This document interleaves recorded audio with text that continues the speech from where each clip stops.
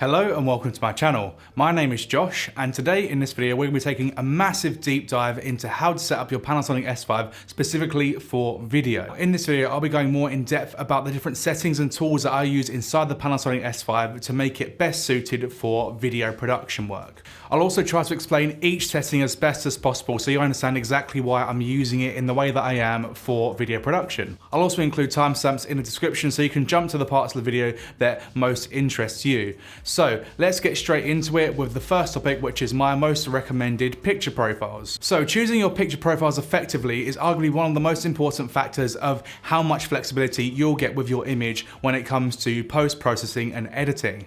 Now there's three different picture profiles that I use with the Panasonic S5 and S series cameras, and they are Vlog, SanDisk D, and Natural. And I'll go through now as to why I use each of them. So of course, Vlog is the flattest profile and gives you the most flexibility in post. Normally I'll be using this when I do have a lot of time to edit my image in the post-production process, and I'll normally use this for my corporate shoots. Then moving on to SanDisk D. Now this one is slightly flat, but it's also got quite a lot of color baked into the file itself as well, which makes it a great sort of middle ground between Vlog and Natural, if you like, in the sense that I do have some room to manipulate that slightly in editing, but it means I don't have to do too much post-processing to get it where I want it to be. And SanDisk D is normally what I use for YouTube videos like the one that you're watching right now. And then I use Natural for when I literally have no time to grade at all, or when I need to get an edit out really quickly. Now the natural color profile in the Panasonic cameras is absolutely fantastic because it really does give you some nice colors straight in camera with literally no tweaking needed. So again, if I need something quick and dirty, then I'll use Natural. Now of course, it's up to you as to how much flexibility you want in post-processing and how much work you want to give yourself when doing that, but these three picture profiles I have found to be the most pleasing on the Panasonic S5, and they're the ones that I recommend to anyone that does want to shoot video properly. Okay, so now moving on to the next topic, which is setting shutter angles inside the S5 for when you want to set exposure for video. Now in one of the firmware updates, Panasonic actually unlocked the SS gain operation function inside the Panasonic S5. Now this feature was extremely welcomed by everyone that had the camera because it's absolutely fantastic if you are shooting video. What the SS gain operation allows you to do is set what type of exposure tools you want to be using when you're shooting video, i.e. whether you want to be using shutter angles or whether you want to be using shutter speed. I don't know if you guys have heard this before, like if you shoot video you must know this rule, and it's called the 180-degree shutter rule. And what that essentially means is that you should always keep your shutter speed to be double what your frame rate is. So let's say you're shooting at 25 frames a second, you'd set your shutter speed to 150th of a second. And then of course you're shooting at 50 frames a second, you set it to 1/100th, and so on and so forth. Before this update, you would have to literally, so let's say I change my camera to 50p right now, I'd have to change my shutter speed to 1/100th from 150th. Now the reason why this sort of like magic rule, this 180-degree shutter rule exists, is because it's about motion blur. It's about how much realistic motion blur you'll get that looks the most pleasing to the eye. And 180 degrees, or sort of double your frame rate, is normally the most pleasing to the human eye as to what we'd be used to seeing in a day-to-day basis. So that's why that exists.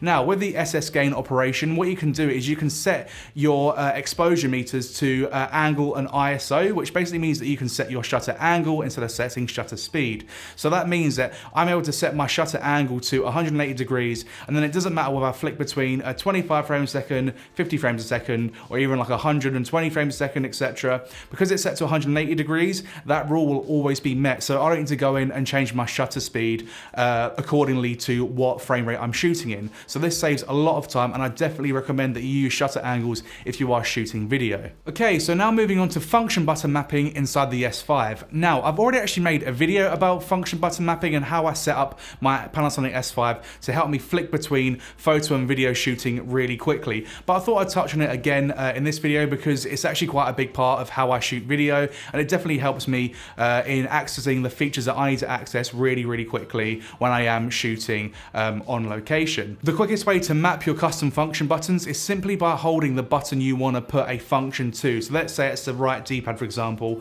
All you need to do is press and hold the right D-pad, and it'll bring up the custom function button menu sort of thing. And then you can go in there and set that button to whatever you want it to do. That's the way that I always set my function buttons, and it works really quickly and really easily. Now, the way that I have my camera set up is as follows. My left D-pad opens up my picture profile settings so I can switch between Vlog, SanDisk D, and Natural really quickly. quickly. The up button on my D-pad allows me to open up my record quality settings so I can change between 4K 50 10-bit and 4K 25 10-bit really quickly. The down button on my D-pad opens up my sound level record adjustment menu, which essentially allows me to alter the amount of gain that I have when recording audio, and also monitor my audio a bit more clearly as well. So that's why I mapped to that one. The right button on my D-pad allows me to open up my LUT View Assist, and this is extremely helpful when I am shooting vlog because it means that I can open up my monitoring LUT really quickly. And I'll go more into depth on this whole thing in the monitoring section of this video. The front custom button on the S5 allows me to open up my grid lines quickly and easily so I can better compose my shots in camera. And then everything else from there is pretty much left as standard out of the box. Now, moving on to the next section of the video, which is NTSC versus PAL recording. Now, sometimes people get confused as to why they're being shown different frame rates as to what other people are being shown, let's say that are using the same camera. So for example, if your camera is showing 24 frames a second and 60 frames a second, instead of showing 25 frames and 50 frames, that's because of how your camera's set up in terms of its NTSC or PAL setting. To briefly go over what NTSC and PAL are, they refer to the broadcasting standards in different geographic locations. So for example, the Americas are NTSC and here in the UK we are PAL. Now this doesn't really matter in the grand scheme of things, but I'd always recommend choosing the broadcast standard of the country or location that you are in. And this is to alleviate the risk of any flickering lights from artificial light sources like, let's say, TVs, halogen bulbs, and everything else that can be considered artificial light. Sometimes if you were to use NTSC in a PAL region or vice versa using PAL in an NTSC region, you can get some flickering with those artificial light sources, and that's because of the frequency that our electricity runs at. Now, I'm not going to go too much in depth into this, and that's a very quick and dirty way of explaining it, but I'd always recommend if you are in a PAL region, then use PAL and vice versa for NTSC. So, swiftly moving on to the next section, which is the record file format. The S5 records in two file formats, and that is MP4 and MOV, or MOV. Now, if I'm right in saying, I think the S5 actually comes out of the box set to MP4, and when you're using MP4 you're not able to actually access the higher quality record file formats like 4K 10-bit at any write rate that's higher than 100 megabits per second. So therefore I would recommend switching your camera to MOV, because then that way you'll have access to the highest possible quality and the higher bit rates that the Panasonic S5 can offer. Now of course there is something to say about this, however. MP4 will be a lot easier on your editing machine and the MOV files will be a little bit trickier to edit, but to be perfectly honest, I actually think the codecs inside the Panasonic S series of cameras are actually quite nice on editing machines, especially when you compare it to my other camera that I have, which is a Fuji X-T3. So yeah, just be aware of that when you are shooting in MOV, it will be slightly more taxing on your editing. But even then, I would still recommend switching to MOV because it's extremely useful having as much information in your video files as possible. Therefore, shooting at the 4K at either 150 or 200 megabits per second will give you more flexibility in post and ultimately give you a better image. Now, on to the next section of this video, which is audio recording on your S5. Now, you should definitely pay attention to this section if you are planning on recording your audio and baking it into your video file, which means that you're not going to be syncing it up in post. So if you're not using an external recorder and want to stick a microphone on top of your S5, then listen up because this is quite important. So audio preamps inside cameras are never that great. No matter what brand of camera you have, normally the audio preamps aren't the best. The Panasonic preamps actually come in quite hot compared to other manufacturers, and therefore I'd recommend dialing it back all the way to -12 decibels, which is basically the lowest amount of gain before it stops recording audio completely.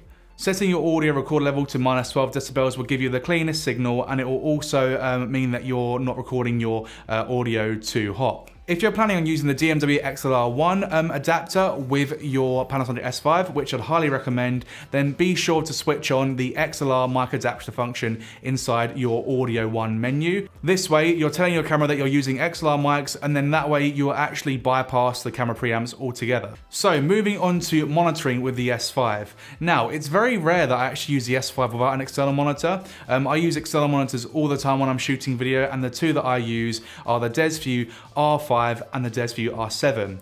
Normally I'll use the R5 for handheld filming because it's a smaller screen, it's a bit lighter, and it makes more sense for a handheld rig. And then I'll use the R7 for tripod and locked off shots because it gives me a little bit more real estate to see what I'm working with. Let me just say that I don't use external monitors because I dislike the LCD found on the S5. I actually really like the LCD found on the S5. It's just I find having a bigger screen helps me to monitor my focus and all that sort of stuff a bit more clearly. But aside from the external monitoring, if I am using the LCD screen on the S5, I will always have my focus peaking turned on, and I always set my peaking sensitivity to +2, which is basically the strongest peaking you can have inside the S5, and I'll also set my peaking color to red. Now, one of my biggest issues with the Panasonic S5's focus peaking is it's actually quite weak. So it means it makes it a lot harder for me to now focus when I am using that real LCD screen. I really hope that in a future firmware update, Panasonic can correct this and make the peaking a little stronger for their users. Now, in terms of monitoring my exposure in the Panasonic S5, my favorite tool included in the camera is the waveform. And the reason why I like this tool so much is because it allows me to see the entire scene's exposure and know exactly where everything's sitting. For example, I can see if anything's going close to that top line, which is about 100 IRE. I'm going to see if anything's too dark and too underexposed and sitting at around a sort of 0 IRE. So I find that tool extremely helpful when I am trying to expose in camera. Now, the S5 does have zebras in the camera, and I know that's an extremely popular way to monitor your exposure, but I've never been a fan of using them, and to be honest, I like using the waveform more and basically just eyeballing it. If you're shooting in Vlog, you can also add a monitoring light in camera to better understand how your image is going to look exposure-wise once you convert for that Rec 09 color space. As I said earlier in this video, I have it set to my right D-pad custom function so I can toggle my LUT view assist whenever I am shooting in Vlog. You can load your own monitoring LUTs onto the Panasonic S5 by putting the LUT file onto a blank memory card and opening the monitor display video menu inside the camera. Click Read LUT File, and then it'll allow you to save the monitoring LUT directly to the S5 so you can select it when shooting video later. This is actually a really nice feature. So now on to the final topic in this video, and that is my AF setup. Now, of course, autofocus is one of the most controversial topics with Lumix cameras. I'm not going to dive too deeply into it, but all I'm going to say is that when I use the AF on my S5 for the means cases that I use it in, I'm really happy with the results. For my AF custom setting, I have my AF speed set to -1 and my AF sensitivity set to -3. I've set it this way because I think it gives me a nice balance between AF speed and also AF smoothness without much pulsing going on. I actually quite like the more natural sort of slow focus pull look as well because it looks a little bit more cinematic and less sort of artificial looking. Again, of course, I really want my AF to emulate what manual focusing would look like because then that way it looks organic to my eyes. So that's the way that I have that set up. The AF mode that I use the most is the Human Detect AF. I find that it works really well, and especially with a little trick that my friend Luca at Luca Bono Studio spoke about. You should definitely check out his channel. I'll leave a link in the description to his channel because he makes a video about this little sort of tracking thing you can do when using Human Detect, where you basically tap on the screen and then it confirms the sort of tracking when using Human Detect, and that works really well for me. If I'm shooting a wider scene that's a bit more general and doesn't have any particular subject in the frame, then I'll use the 225 area AF mode or the 1 area plus AF mode.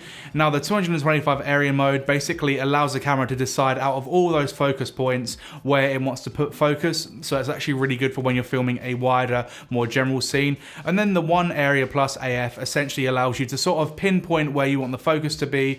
And I find it's quite useful and quite reliable when using it in that way. Most of the time, however, I do have to say that I do use manual focus mainly, especially when I'm doing paid client work, purely because it just gives me more control and it's actually my preference nowadays.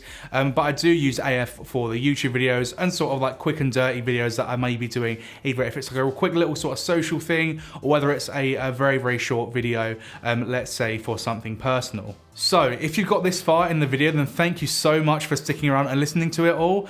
This was actually quite in depth and probably one of the longest videos I've made so far on the S5. So thank you very much for getting to this point. I really hope you found some of the information in this video useful. And if you did, then please consider subscribing because it does help me out massively. And yeah, hopefully I shall see you in my next video. Thank you.